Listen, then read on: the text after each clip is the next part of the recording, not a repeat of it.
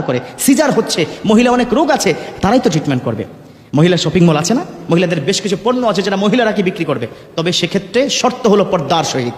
মনে রাখতে হবে 4টি বিষয় যদি মানে নারীরা জান্নাতে যাবে। এটা আমার কথা নয়, এটা আমার রাসূল বলেছেন। আরবা আমাল আল্লাহু দাখালা ফিল জান্নাহ, আল্লাহ তাদেরকে জান্নাত দান করবেন 4টি কাজ করলে। এর মধ্যে একটা মোস্ট ইম্পর্টেন্ট হচ্ছে পর্দা করা। আপনি চাকরি করেন, কোনো অসুবিধা নাই, স্বামীর অনুমতি নিয়ে পর্দার সহিত আপনারা চাকরি করবেন। পারবেন তো? স্বামীর অনুমতি ছাড়া যদি চাকরি করা হয়, এই তো অনেকে খুশি হয়ে গেছেন যে আমার স্বামী তো, আমার স্ত্রী তো ওইভাবে কি চাকরি করে, আজকে গিয়ে সাইজ করবো। খবরদার, বাজে কথা বলবেন না। তাকে কি বুঝাবেন, দেখো তুমি চাকরি করো, আমার অনুমতি ছাড়া তুমি এই ধরনের কোনো কাজ করতে পারবে না। পারবেন তো ইনশাআল্লাহ তাআলা? 1। 2 নম্বর হচ্ছে স্বামীর অনুমতি ছাড়া স্বামীর পকেট থেকে টাকা নেওয়া বা কোনো কিছু করা যাবে না। এটা হয়ে যাবে চুরি। চুরি বুঝেন তো?